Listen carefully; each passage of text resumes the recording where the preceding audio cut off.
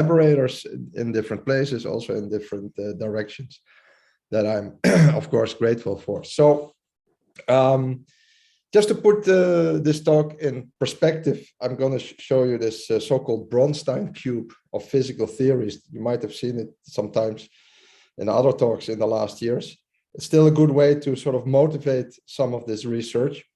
So this is the cube of physical theories that you get if you think about the three constants of nature: Planck's constant, Newton's gravitational constant, and 1 over the speed of light.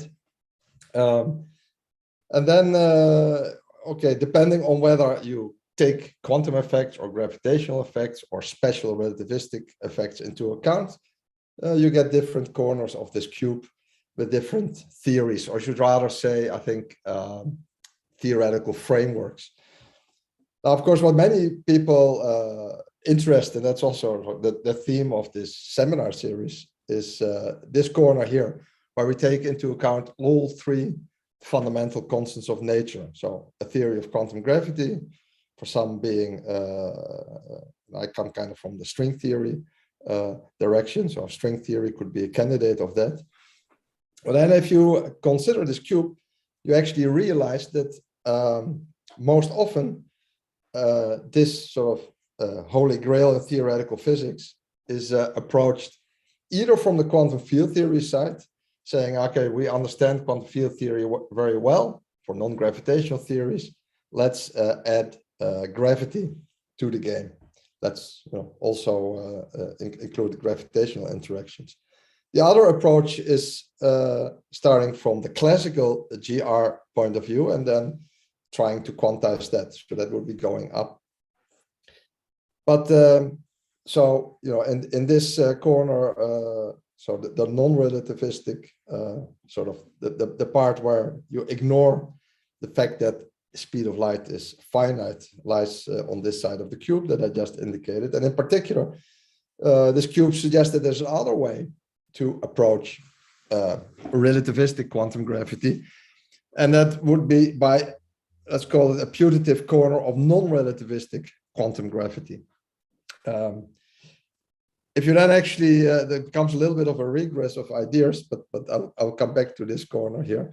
But what would non-relativistic quantum gravity be? Well, it would be the quantum version of some type of non-relativistic gravity theory, this corner here.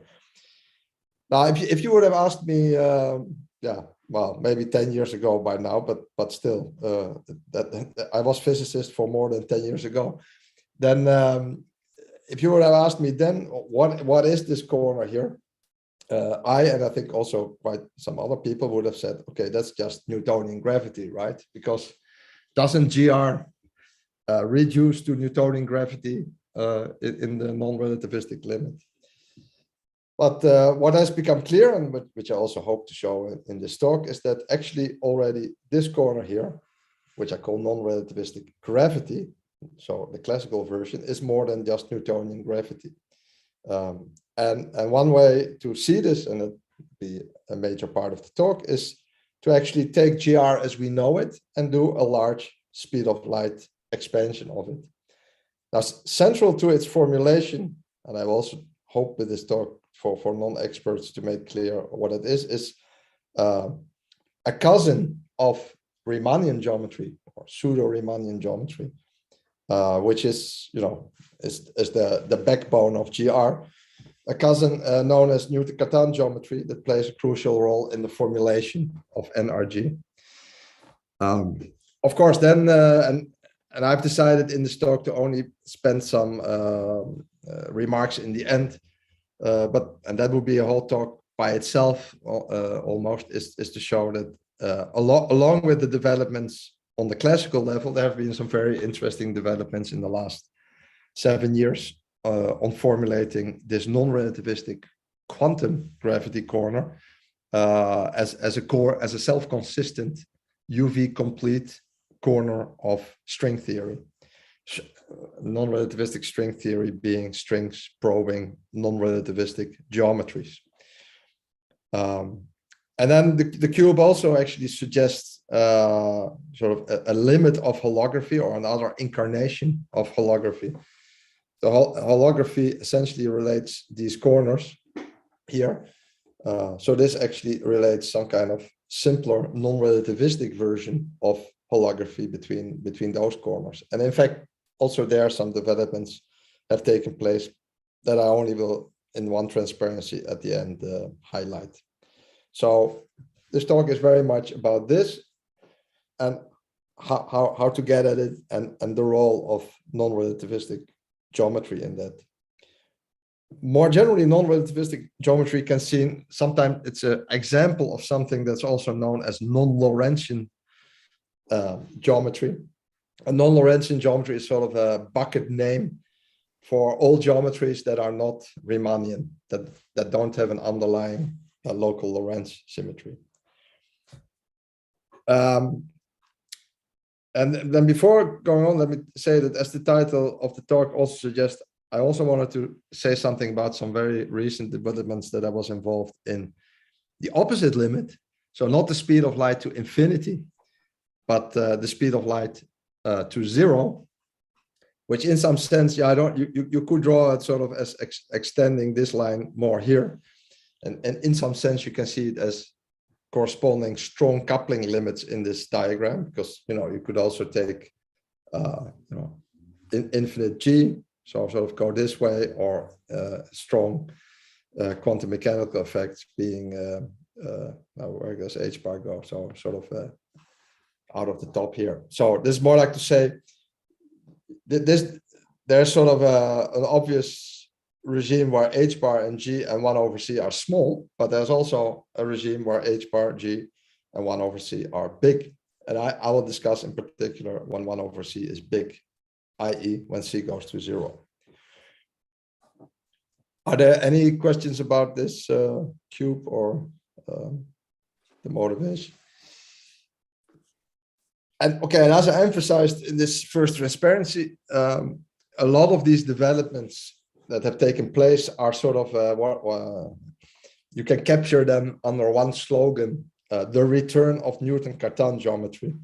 I say return because, and I will briefly review some early history, but Newton-Cartan geometry already goes back to the 20s. I'll come back to that. But this return of Newton-Cartan geometry has meant that this type of geometry, non-relativistic geometry, actually plays a role in various branches of what I would call modern physics. One is in developments of non-relativistic gravity. That's the main topic of this talk. But also, as I said, in string theory and holography. And in fact, quite interestingly, and unfortunately, I don't have time at all to even spend one transparency, but just as a tantalizing thought, it's sort of obvious that non-relativistic symmetries are ubiquitous in condensed matter systems and real-life biophysical systems. And those systems can also benefit from a more covariant underlying geometric foundation. And so, in fact, Newton-Cartan geometry has also led to new developments in such situations, in particular also hydrodynamics of various systems. And then, there's actually also some more like mathematical interest in this. So, let me come to the outline. Since I don't assume the audience, and I can see some are if I look at the names, but also quite some people are not. I think the vast majority. I will give you sort of a mini introduction to what Newton-Cartan geometry is, the way Cartan developed it, and other people later in the 60s and 70s. Then I'll come to the main part of the talk, the 1 over the speed of light expansion of GR and its coupling to matter, and what it looks like and what you can use it for and learn from it. Then sort of in the second part, the opposite limit, the small speed of light expansion. This also goes under the name Carroll limit. And just a couple of transparencies, sort of giving some buzzwords on the string theory and holography connection. Okay, I'm going to start very simple, but I'm going to do these first transparencies also relatively quick. And don't worry, it will not be at this level of simplicity all the time. But it's always nice to start with something that everybody understands and remembers. So we all remember how we learned way back when we just started physics and probably in high school, learning about Newtonian gravity and the famous law of Newton that says that given a mass density, you get a Newtonian potential, and then you have Newton's second law that tells how objects move in such a gravitational potential. But Newton was in a sense unlucky, but okay, it's very understandable. In a sense, he wrote down his law in not the best frame. Well, it's a very anthropocentric frame because he wrote it down in the frame that we live, which is actually, we know now from Einstein, and actually maybe going back to Galilei with the equivalence principle, he wrote it down in an accelerating frame, as we know. And you know, one of Einstein's big contributions was to show gravity can be formulated in a frame-independent formulation, but then you need geometry. So Newton-Cartan geometry is essentially the geometry that you need to write down Newton's gravity in an arbitrary frame. Sorry, just to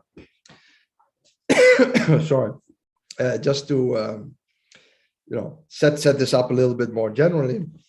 You know, the geometry of space and time is in some sense intimately related, and also in a more precise mathematical sense, if you think about geometry as something you can obtain by gauging symmetries. So geometry of space and time is intimately related to the actual local symmetries of space and time that you like to take. The bare bones space-time symmetries that we all know are, of course, time translations, space translations, and spatial rotations. But then there are many types of space-time symmetry groups you can get by augmenting these, what I call bare bone space-time symmetries, with extra symmetries. And in particular, the ones that we're most familiar with is certain type of boost symmetries. Now, the relativistic boost symmetry written here, we all know, corresponding to Lorentz transformations, of course, beautifully mixes time and space and depends on the speed of light.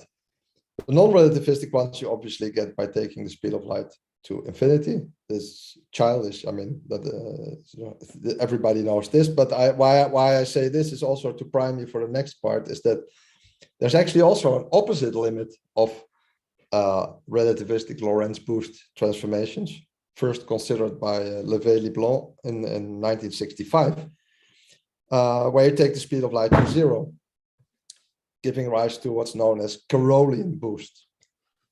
Here, time is absolute, and here, space is absolute.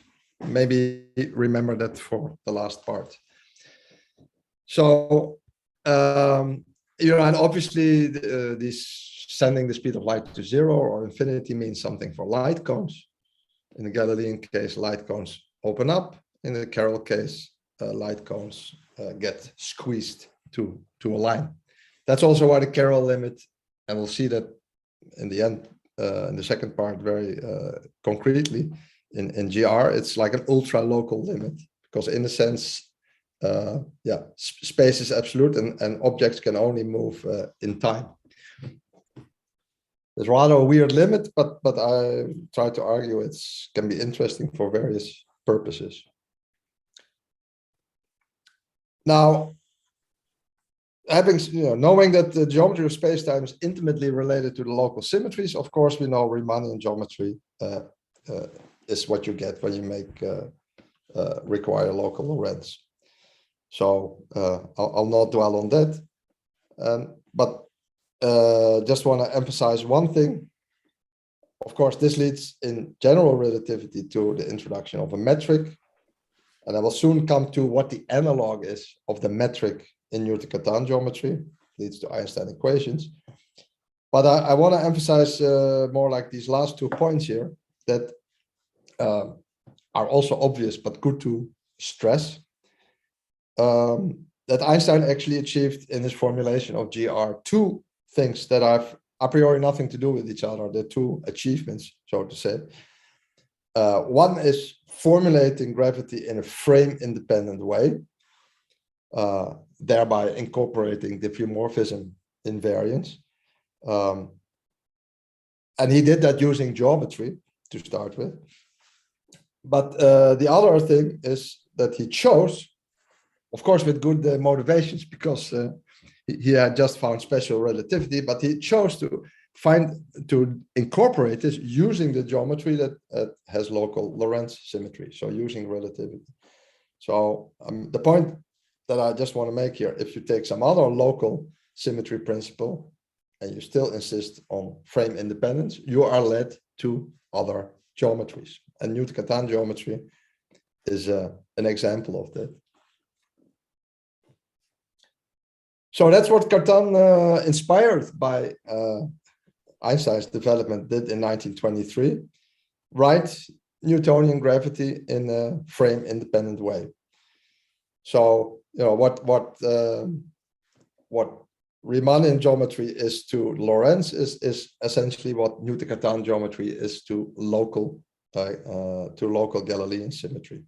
So it's the geometry that incorporates a non-relativistic equivalence principle that says that freely falling observers see the laws of Galilean physics.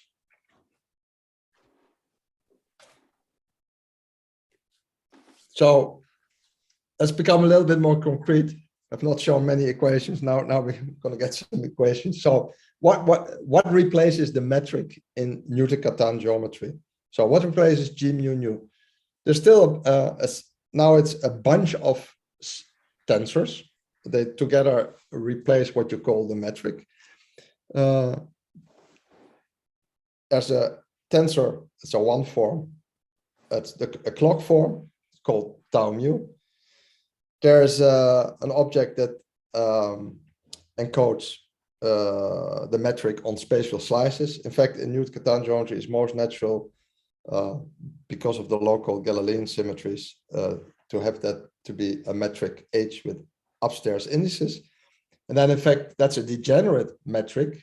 You know, it's a space-time tensor, so it lives in, let's say D is the number of space dimensions, and it lives in D+1 dimensions, but it's rank D because it's a metric, or it's a covariant way of formulating the metric on spatial slices.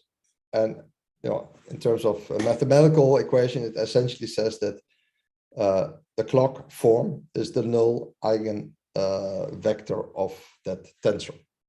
So you know, it's just time is orthogonal to space, is what this says. That's not, you know, and of course it kind of makes sense that in such a non-relativistic geometry, you have an object related to time and an object related to space, because time and space are not anymore on a symmetric footing. But still, there's well-defined transformation properties under local Galilean symmetries that I will get to. In addition, so this is not the full geometry. The full geometry is actually the collection of these three space-time tensors. There's also a vector field, typically called mu. So U1 vector field. Essentially, its time component encodes the Newtonian potential. And we'll see later why this is also a very natural object to have in such theories. Essentially, one reason to see it is that in non-relativistic theories, energy and mass are not the same anymore. So if you just think about coupling a Galilean or Galilean invariant field theory to this geometry, the response to tau mu would be the energy current, but you also need a field whose response would be the mass current, and that would be the response to varying mu. Now, for quite logical reasons, Carton, he wanted to find a geometric framework for Newtonian gravity. And Newtonian gravity has absolute time. So he assumed from the outset that this time-like time-like vielbein, this one form, was closed. This is the mathematical way of saying that time is absolute. And under that assumption, he could geometrize the Poisson equation of Newtonian gravity that I will give in a couple of transparencies. I just want to show some further details of Newton-Cartan geometry as it was originally found first. So here is sort of more like a picture of Newton-Cartan geometry. These are the spatial slices. You have this degenerate metric on spatial slices. There's a time evolution corresponding to tau mu, and at every point in space and time, there's also the mu gauge field. Now, actually, you can compute. I didn't give it here, but later you will see a form of that. But you can. A natural question is, given these geometric data, how do you write down covariant derivatives, i.e., how do you write down the analog of the Riemann-Christoffel connection? And you can do that. You can write down an expression of the Riemann-Christoffel connection in terms of these geometric fields. And then you can compute its antisymmetric part. And in GR, of course, we take the Christoffel connection, which is zero torsion. Antisymmetric part of the connection is zero. But in Newton-Cartan geometry, you find that precisely when time is absolute, there's no torsion. But if you would allow yourself, and there are strong reasons to do, if you would allow yourself a vielbein that's not closed, then this connection will actually have torsion. So generically, Newton-Cartan geometry has intrinsic torsion. Like the geometry itself for a generic tau mu would have some amount of torsion. Torsion being the antisymmetric part of the connection. In particular, I also want to point out, okay, that let's say there's a lot of torsion when there's no condition on tau mu. There's an interesting in-between case that there's still torsion, but a lesser amount that I will quantify later. It's called twistless torsion. In case tau mu is a little bit more general than absolute time, but a little bit less general than no condition, namely when tau mu is hypersurface orthogonal. And that essentially means that there is a preferred foliation in terms of equal time slices of the Newton-Cartan geometry. And we'll actually see such a condition coming dynamically out of the expansion of GR. It's nice that such a thing comes out because if you wouldn't have such a foliation in terms of equal time slices, you would get violation of causality. So if there's no condition, causality would be violated. But here you're in a framework that's more general than Newtonian gravity. So I'm priming you already for that, but there's still causality. And actually, yeah, so this important and maybe obvious in hindsight, I would say, generalization of Newton-Cartan geometry to allow for non-absolute time. It was first seen quite a while ago in the context of holography. Certain holographic models were examined that gave rise to boundary geometries that naturally had such a torsion. So it's kind of interesting that holography sort of led to this, and then then you can start to look at these geometries just by itself, independent of holography.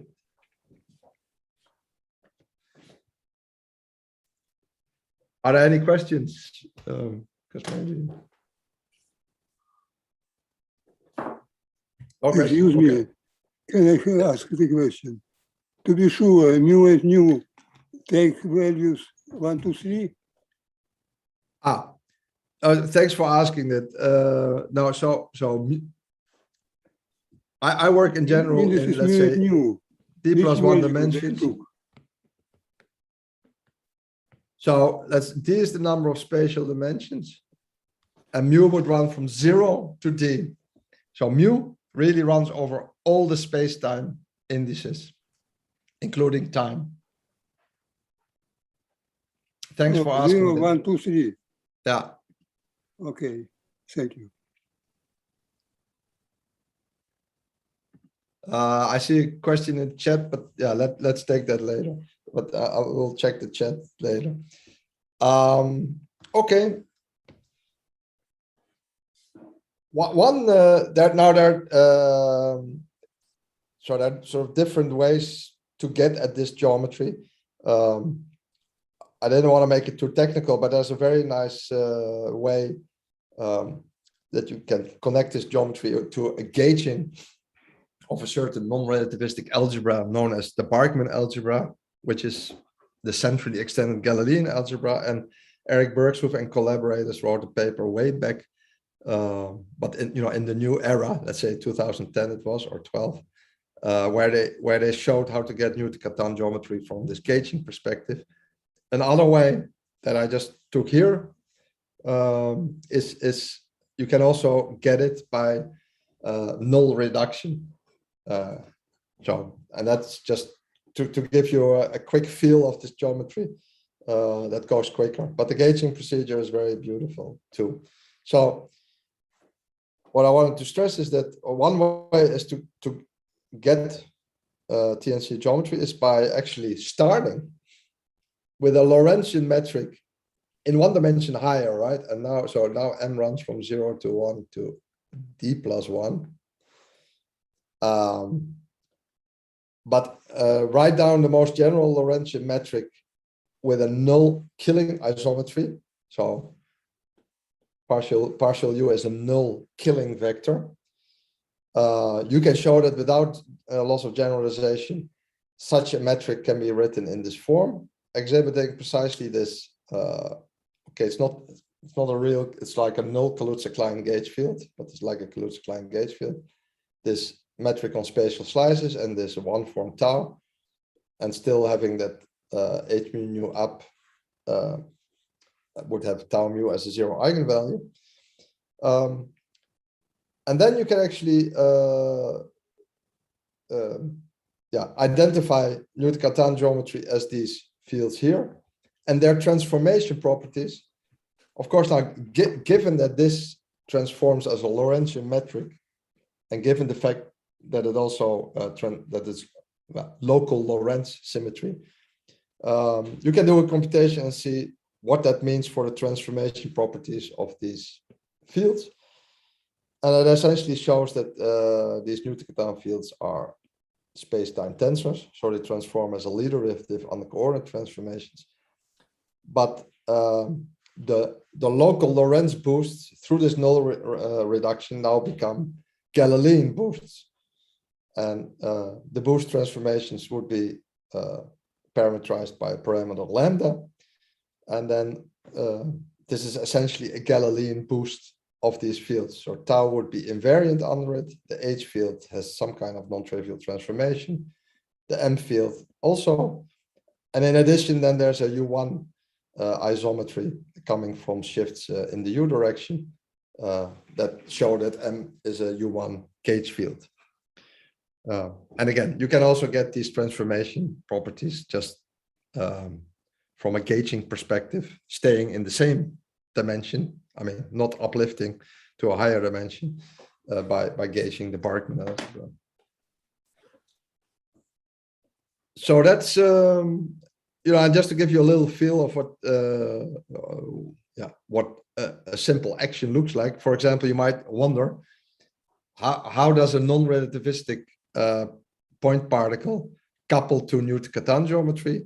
Again, you can get that quite easily by null reducing the action of a relativistic particle. Don't want to go through the derivation, but just highlight that you see here, the way these background fields enter.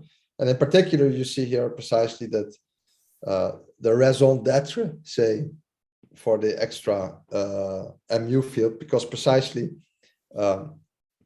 its response, so varying this action with respect to mu, will give you the mass current of a non-relativistic point particle.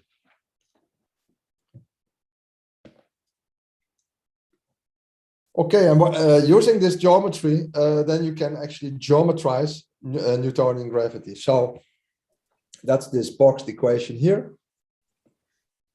I didn't, R bar is just the Ricci tensor in terms of the connection of Newton-Cartan geometry. This is, it essentially says this is sourced only in the time direction and features the mass density. But it's very important that this is supplemented by absolute time, because Newtonian gravity presupposes absolute time. Now, many people have thought about, okay, there's a nice Einstein-Hilbert action, that whose variation gives Einstein equations. Shouldn't there be some kind of action whose variation gives this? And then you would expect, okay, that must be an action defined on Newton-Cartan geometry. So one rather interesting, I think, new insight just for Newtonian gravity is that it actually turns out that you cannot find the action. You cannot go off shell within the Newton-Cartan geometry framework as it was originally presented. Essentially, and I don't have time to show it, but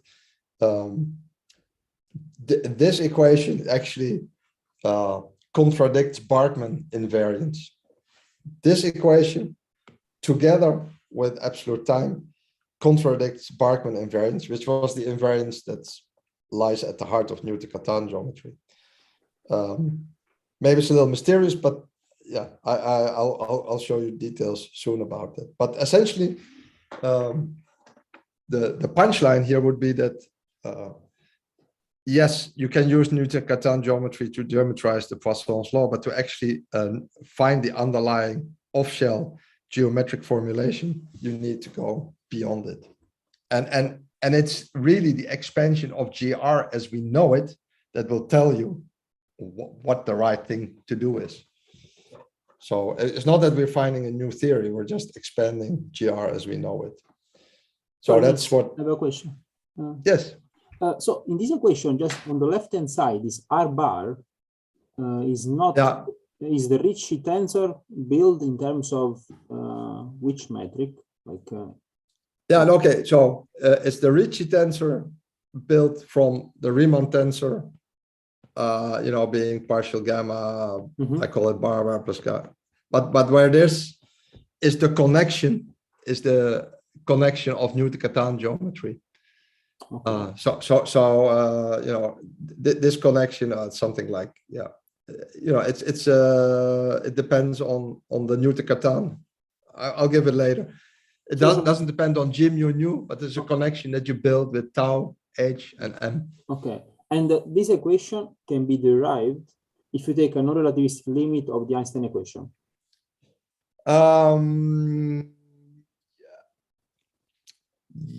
Well, okay, here it becomes subtle. Strictly speaking, not. Okay. You might, well, you might think so, but then you will not get absolute time, and this equation presupposes absolute time. So the basic, yeah, you can derive it in the way that I'm going to show you by expanding GR. But so it's a little bit yes and no. It depends on the details. Okay, I will wait maybe for next slides. Right. Okay. Thank you. But that's good, yeah.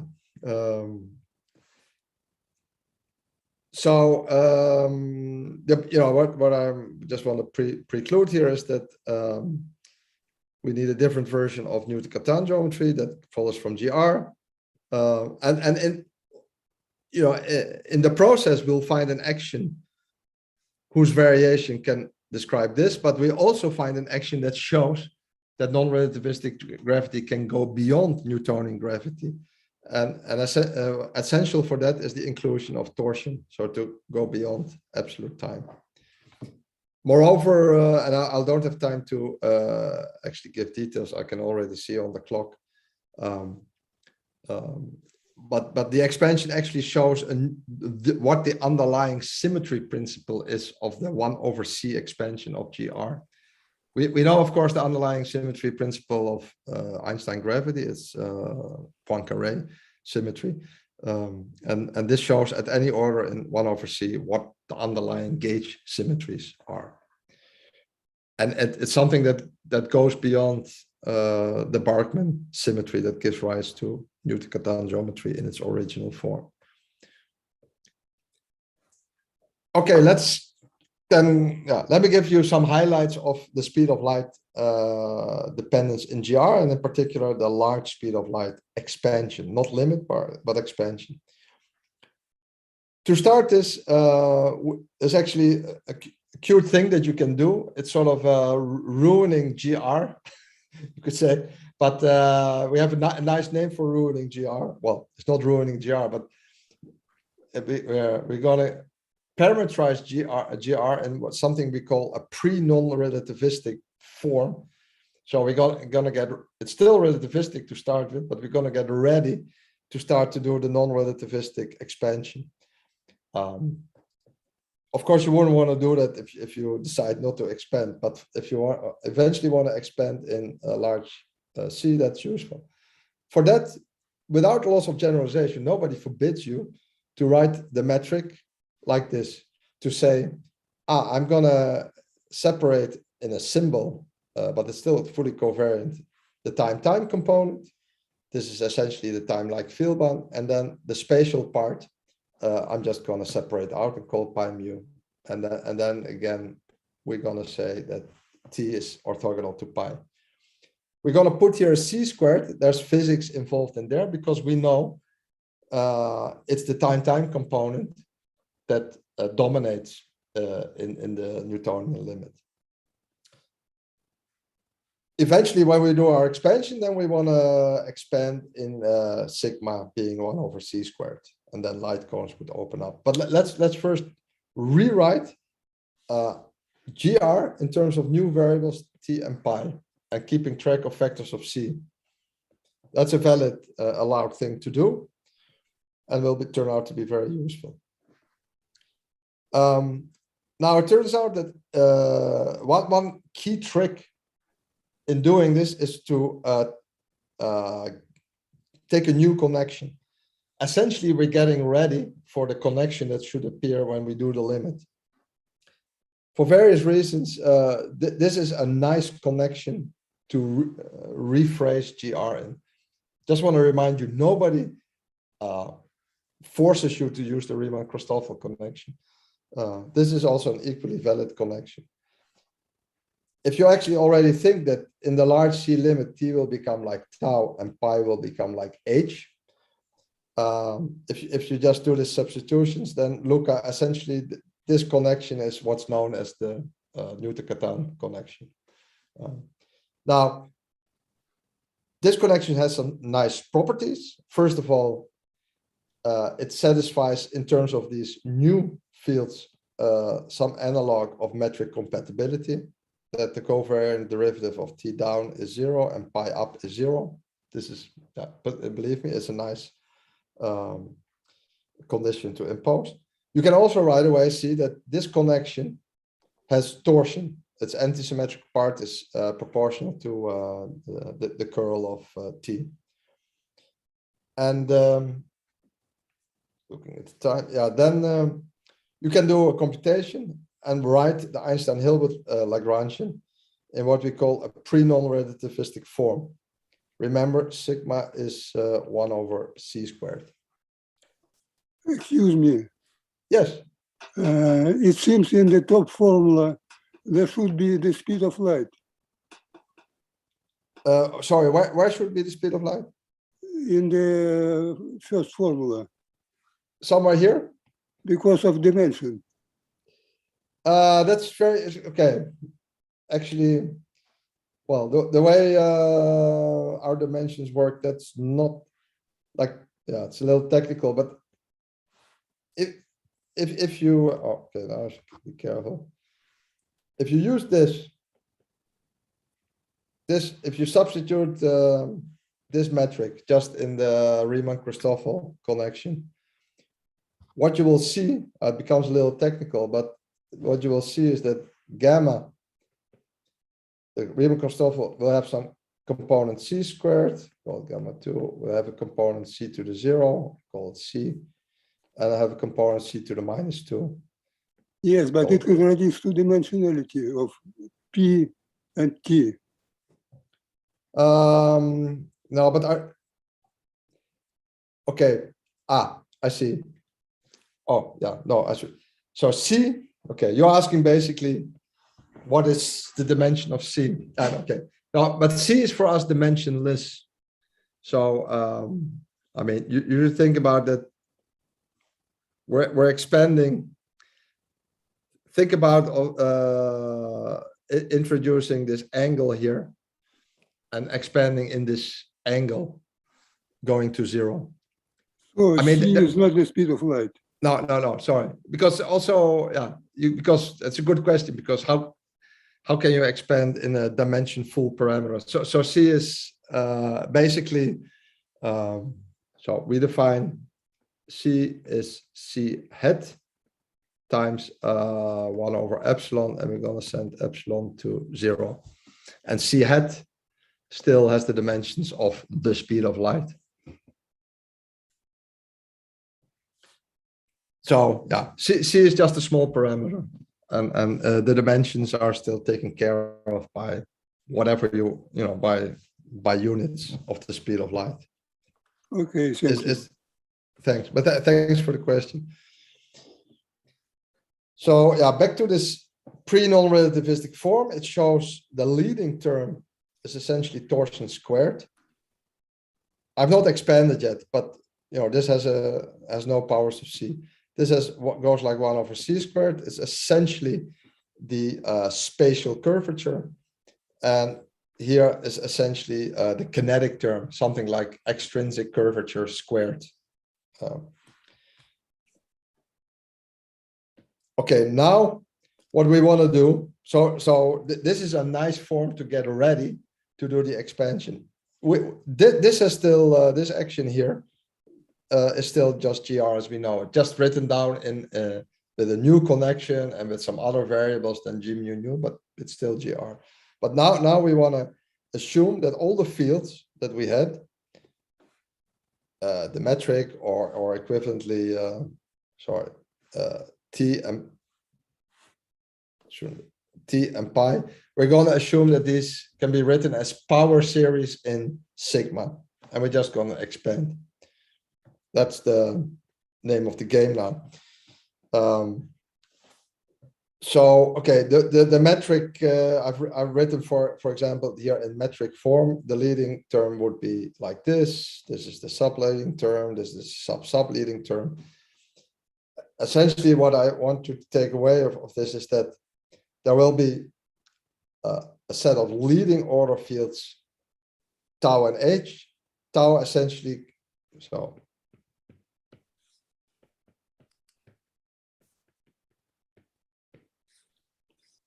this is the leading order field in the time-like field, by an mu is the sub-leading part, and likewise pi mu nu is h mu nu. Okay, that's dot dot dot plus 1 over c squared 5 mu nu plus dot dot dot dot.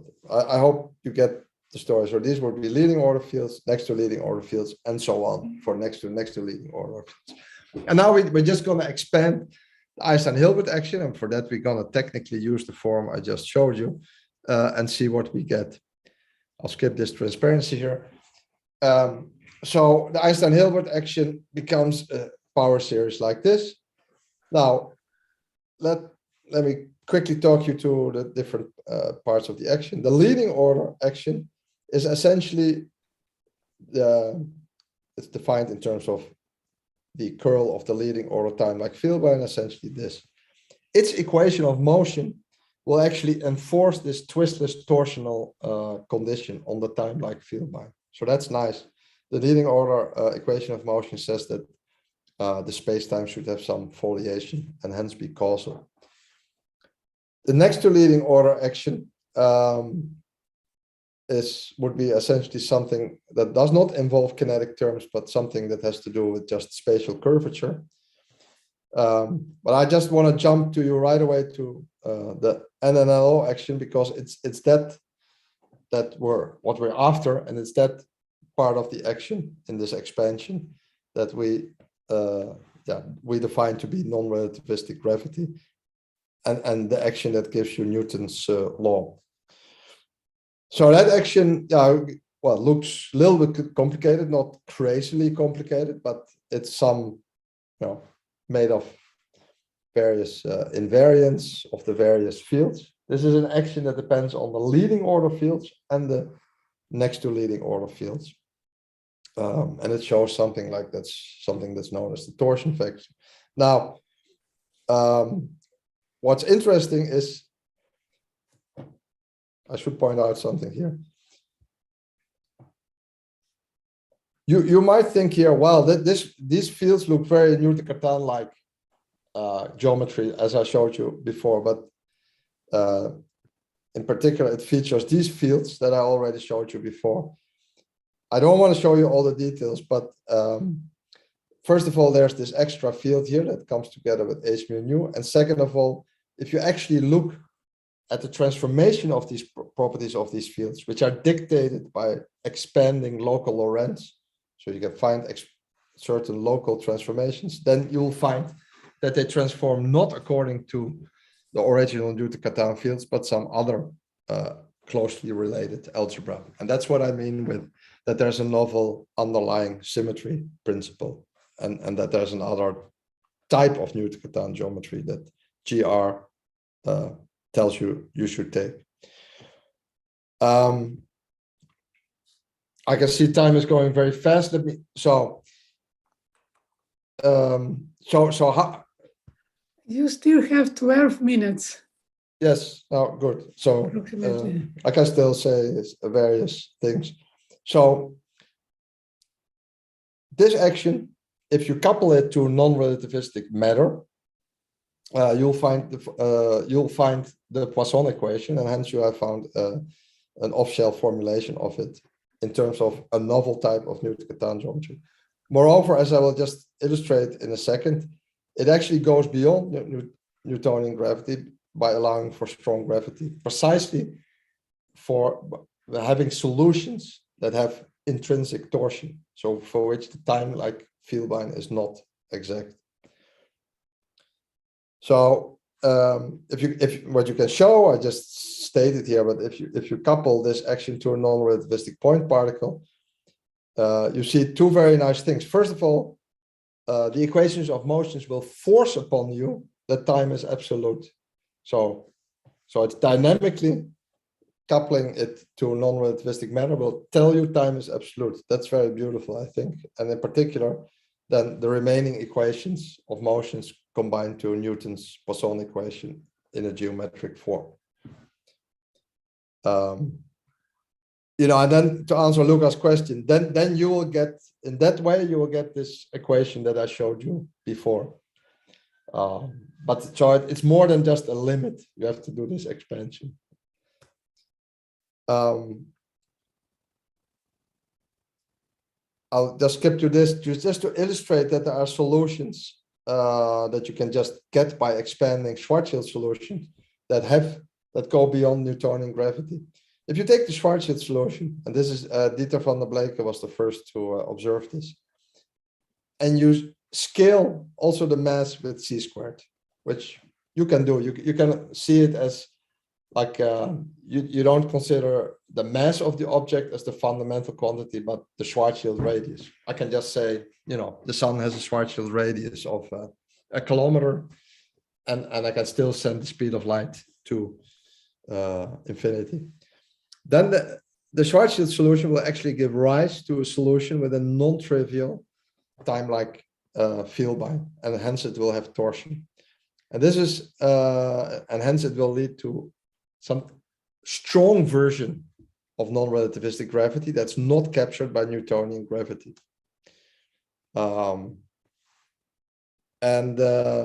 Yeah, it's kind of interesting. So you get spacetimes with torsions that actually lead to geodesic equations that pass all the three classical tests of general relativity. So it's just to say that, and maybe sounds slightly blasphemic, but it's true that the three classical tests of GR, you can also reproduce them just by this non-relativistic gravity, which is of course a limit of GR. I'm not saying it's anything new; it still builds on GR, but if there would have been a brilliant person that found this geometry before and the action before Einstein, one could have actually already be satisfied and find an explanation for the precession of perihelion. In that sense, gravitational waves is the killer sign of GR as we know it, and deep down we knew this also, of course, and they exist. So here are some of the punchlines. And that's nice. I still have some time to talk about the opposite limit. So here are the three punchlines. So while Carton's original geometry can geometrize the equations of motions, you cannot use it to define the theory of shell. And I showed you the highlights of what that entails by essentially doing an expansion of GR. Poincare invariance is replaced by a new symmetry principle that actually can be formulated to any order in the 1/c expansion. And this might be relevant for a covariant off-shell description of post-Newtonian expansions, relevant for astrophysics. And the mathematics that is behind it is something that's known as a Lie algebra expansion of Poincare. So this is about the Lie algebra, and I will skip that. So just one word on what I just said. One hope that you could have, and some of my collaborators are looking into that, is that this might give you a new angle on a covariant treatment of post-Newtonian physics. In such, there are two expansion parameters. It's V over C, and this is essentially RS, Schwarzschild radius over R, sort of the strength. Post-Newtonian is essentially taking them of the same order and going through this. Post-Minkowskian, as it resums at a given order in at a given order in G, it resums the relativistic effects. So one idea that one could have here is that maybe there's sort of a use of this non-relativistic expansions of GR to do the complementary thing, namely at any given order in 1/c, resum all the effects of G. That would be very nice if you have such an organized tool at your disposal. For example, you could then cross-check certain high order terms in G in the post-Minkowskian expansion. So some people are looking at that. Actually, there's interesting cosmological solutions of NRG. It's also well known that already Newtonian gravity can explain various cosmological properties. So this could be interesting to examine further. And another thing that is kind of interesting is, and that's really sort of related to, let's say, the quantum gravity aspect of it. Here we have a way to couple non-relativistic matter to some curved geometry, to gravity in its incarnation as a curved geometry. So one of the things we're looking at is how to formulate Schrödinger equation. So how would a neutron or an electron respond to this background geometry? So this could be a useful alternative and novel sort of starting point to analyze quantum mechanical effects in gravity. So yeah, together with some collaborators, we're working on that.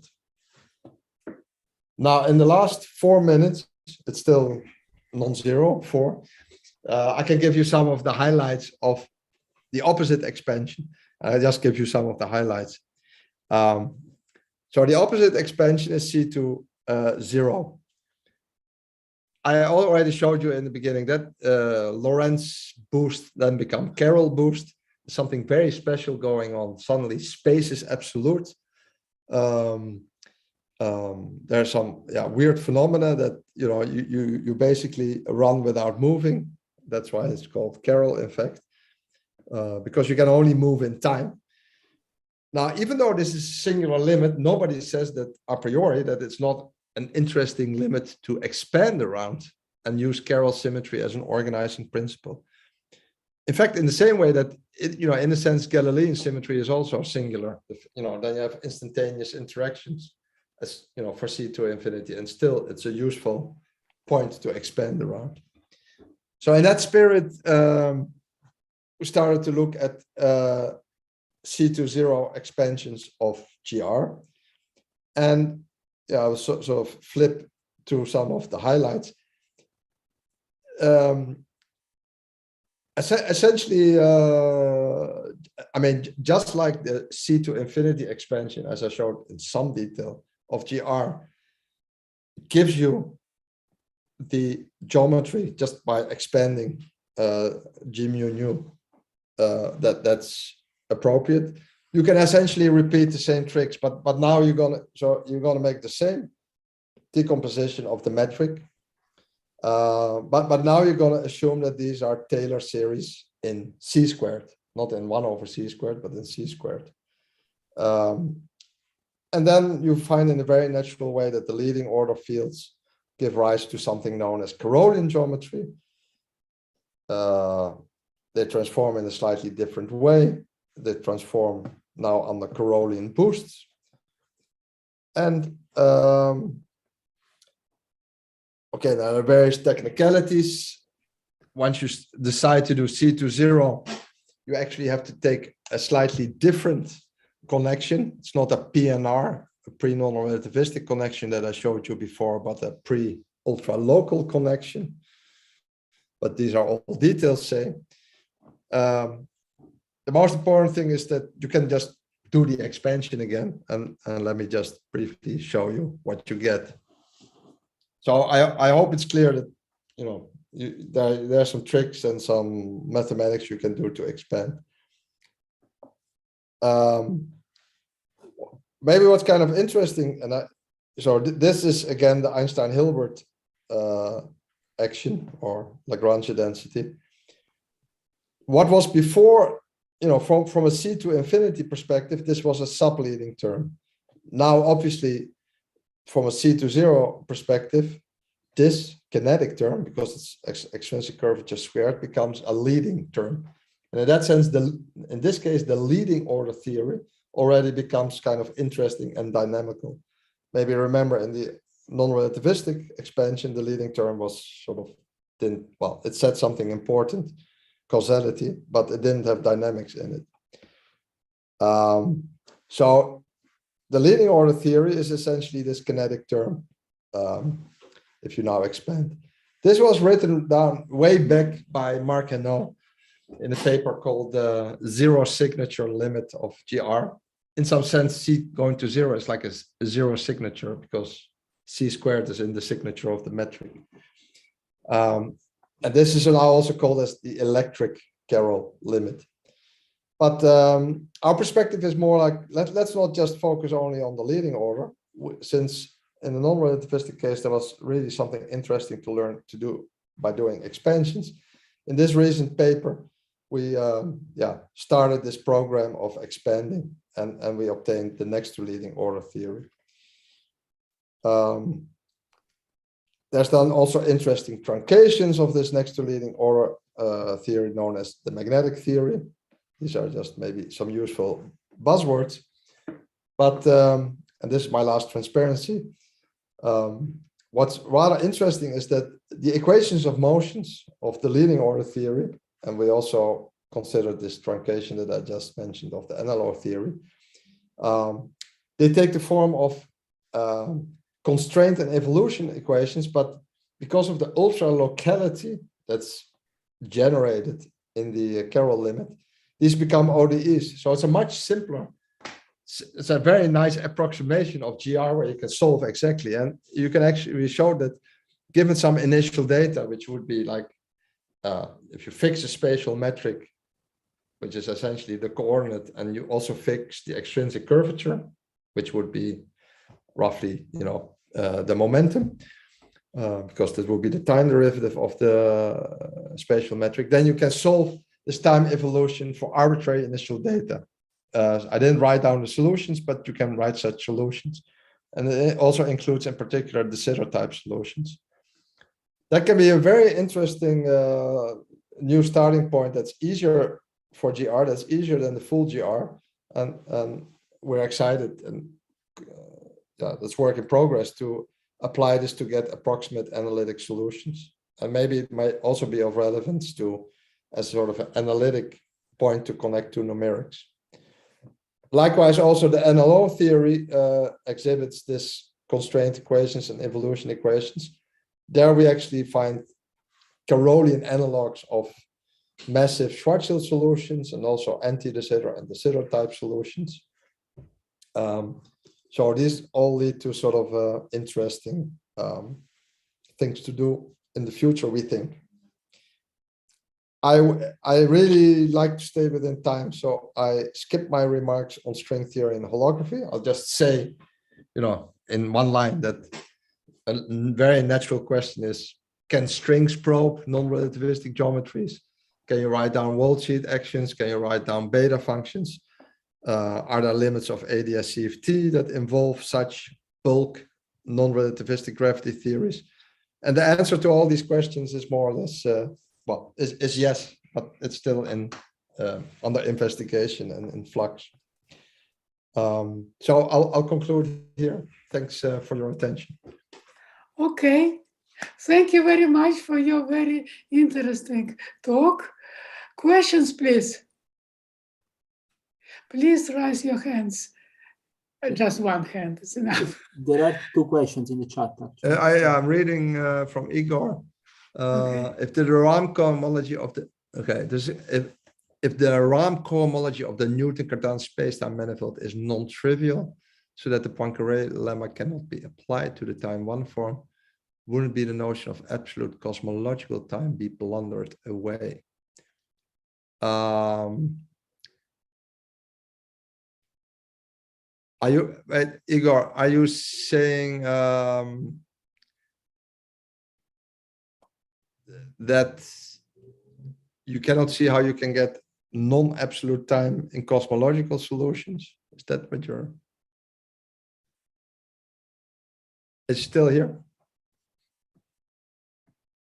Don't see Igor. I see him, but maybe... Oh, no, he's sleeping here. away. Right, okay. Okay. Let me think. Of course, I mean, if you just take the Friedman-Robertson-Walker metric, and you just take the, well, if you take that in the standard form with co-moving coordinates, I can, it actually has absolute time, right? Because there's just a minus dt squared in the metric. So if I expand it for C to infinity, it's just a trivial time-like field. But I have to think about if there are cosmological scenarios where this is not the case.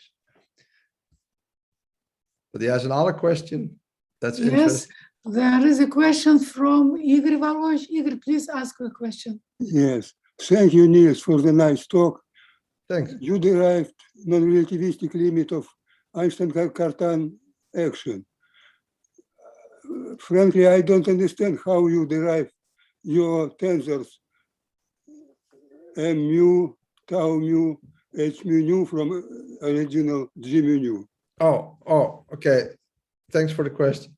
By the way, one just to really make sure we're on the same page, because you said Einstein Carton. Ah, This sorry, is not, Einstein it's not Hilbert. Einstein, right. It's not Einstein because and some people think, you can also ask the question, what does it have to do with Einstein Carton? Because Einstein Carton is also torsion, but their torsion is really added as an extra degree of freedom. I'm really working just with Einstein and not Carton, but then it gives Newton Carton. But really, maybe I wrote this too quickly, and so these fields are, if you accept.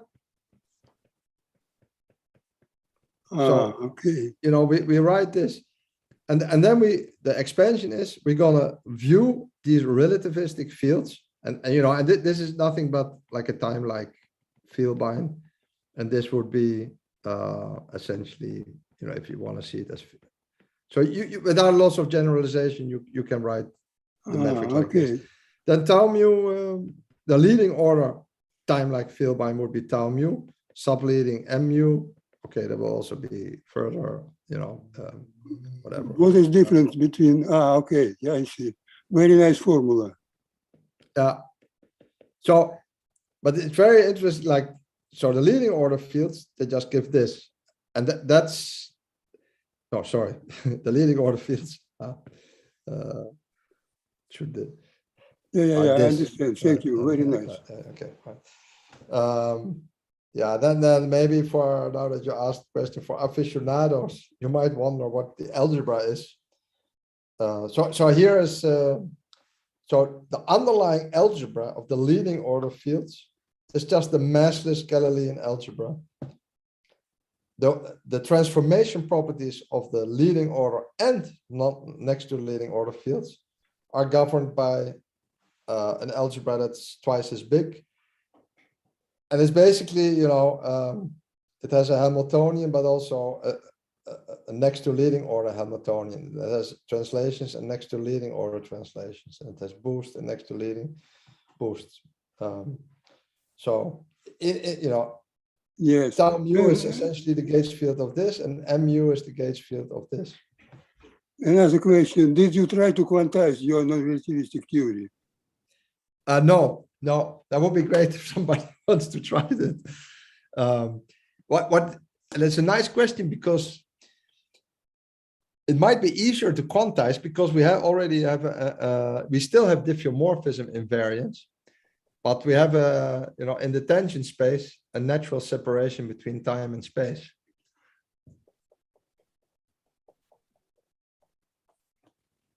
Okay, thank you very much.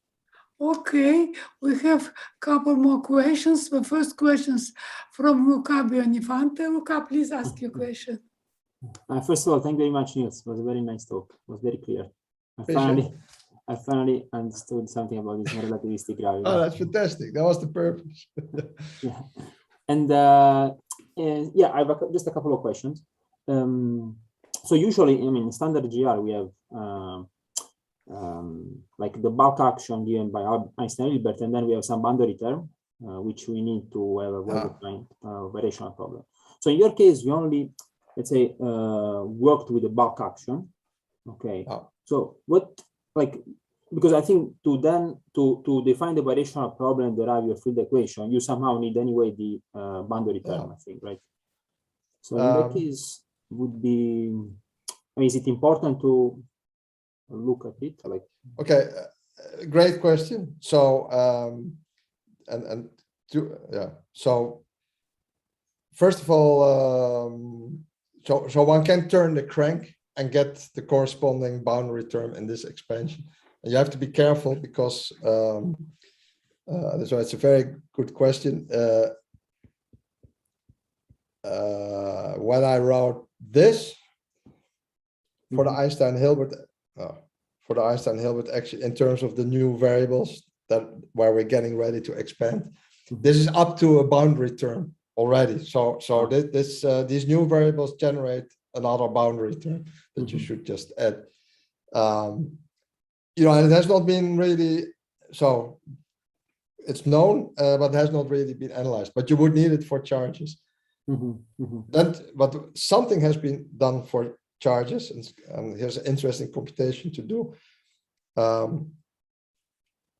now just back, yeah, we go to the other problem, C20. Okay, for some reasons, in our C20 paper, we wanted to compute some charges of these solutions of the Carolian limit. So for that, yeah, we needed to devise a way to compute these charges. We sort of did it, you know, indirectly. We sort of found by some smart intuitions the correct boundary term. But there's actually still a very nice computation to do to just derive it from all the information that you have, the boundary term in GR and the integration by parts thing. But we found sort of shortcut, which you know, we strongly believe. But it would be so. So your question is very good, and then so these are important and can be computed. I see. Oh, thank you. Actually, because it would be nice to see, for instance, I mean, usually when people compute like entropy, usually take into account this boundary term. So I don't know now which configuration scenario, but it would be nice to see, for instance, all these contribution in order of C, how they come out in the entropy. I don't know, because very much. Yeah, because we have different boundary terms for each order in C, and would be nice. Exactly. So like the first law of thermodynamics, there's also on our list to do to expand that. But there are many things that are very interesting and nice to do that are simply not done yet because finite time. But that's a great point. Okay, thank you very much. Okay, we have one more question from Shravan Kumar. Shravan, please ask your question. Hi, Niels. Thank you very much for the nice talk. I have a couple of questions. One question is there any relation between relativistic gravity and Horrorless gravity? Very thanks for the question. And we have written a paper way back now in 2015 on it. I couldn't comment on it. Yes. In fact, so Horrorless gravity, okay, we did it for 2 + 1 dimensions, can be written from a certain point of view, is maybe even more naturally written in terms of non-relativistic geometry. For the people who have studied Horrorless gravity, the formulations, the standard formulation for Horrorless gravity, they use a relativistic metric, but then there's only diffeomorphism invariance under a subset of the diffeomorphisms, right? What are they called again? It's the ones where you don't mix time and space entirely. So there's a special rescaling.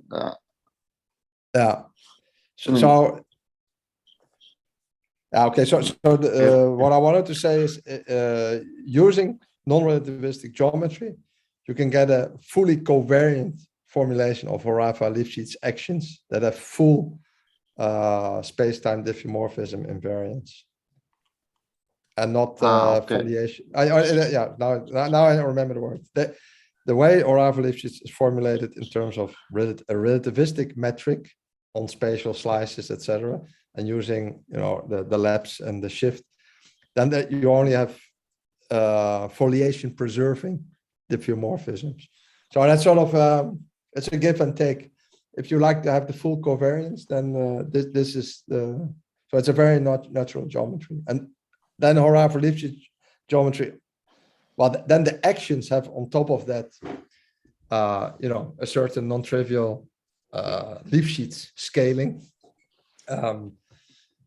So you wouldn't get it out of GR, but so to say it on more abstractly, using these geometrical objects, you can construct other invariants than you would appear in GR and use them as building blocks for Horrorless actions. Okay, that's interesting. So if you say that if you can construct a covariant version of Horrorless, so basically you avoid this background dependence, right? Because usually when Horrorless gravity is written, it's usually projected into some class of space-times, for example, cosmological space-times. Yeah, So you can write it for applicable to any space-time. So can I understand exactly. this way? So, That's right. okay. But it would be a non-relativistic space-time then. But yeah. And I know, and it would be interesting to, could have still some applications that have not been pursued, in fact. Okay. My second question is about cosmological solutions. So what is the application you have in mind of non-relativistic gravity in cosmology? Precisely. I don't know any concrete one yet. First of all, there are cosmological. It turns out there are interesting cosmological solutions both in the non-relativistic expansion and in the relative and in the ultra-local expansion. If you so you asked specifically non-relativistic. That my answer would be I have higher expectations of novel applications of this in the ultra-local, in the C20 limit, than in the non-relativistic. And why? Yeah, one of the papers we put out last year, somewhere in the fall, was that we found that that precisely cosmological solutions like de Sitter have a Carolian symmetry, and that inflation has an underlying Carolian symmetry. There are various sort of hand-waving ways to see this. Like precisely something if you like think, please. Ghost inflation, where you have some scalar field, the so-called ghost inflation, which is basically scalar field with C goes to 0 and C is very precisely. small. Exactly. Okay. So what's also very interesting is that given symmetries, you get word identities, right? So now for an energy momentum tensor satisfying Carolian symmetry, so for a Carroll boost invariant energy momentum tensor, you precisely find that the Carroll boost word identity gives you that energy density plus pressure equals 0. So dark energy is in a sense a Carolian fluid. It satisfies so energy density plus pressure equals 0 is the analog of what you know as the Lorentzian word identity that says that T mu nu is symmetric, but that becomes something different in Carolian symmetry. So there are interesting connections to dark energy. So and then we see that the de Sitter is a natural solution of the leading order solution in this Carolian expansion of gravity. So maybe this Carroll, well, the idea would be that the Carroll symmetry of the C equals 0 point can be a nice novel organizing principle, for example, also for correlation functions in cosmological backgrounds. So that we also hope to investigate in the future. I'm not saying there are no interesting applications on the non-relativistic, the C to infinity side, but they're less clear to me. It's just interesting to see that it naturally gives cosmological solutions. More questions, please. There was a question, another question. Okay, please. No, there is another question in the chat. There's a nice question in the chat, and it's nice because I know the answer to it. So the question is, and it's good, nice. Is there a Wigner-like analysis of the representation theory for the irreps in the Carroll limit? And yes, so there's a paper by Gibbons that has worked on that, and we in our Carroll paper from last year, the one that we also found this connection to dark energy, we found some extra elements of that. So they're basically you can do this Wigner type analysis. The punchline is that there are two types of chiral particles. It is a nice mantra. Like, so there's chiral particles that have non-zero energy, but they necessarily cannot move. Their momentum equals 0. And that's sort of the standard representation. What we added is that there's actually a second representation where they can move, but then they have 0 energy. So it's and that second type of chiral particles, that representation you can actually get from the speed of light to 0 limit of tachyonic particles, relativistic tachyons. You know, and then you can dream that such representations can have interesting applications. So they are 0 energy, but non-zero momentum. So maybe they're relevant for soft hair, for example.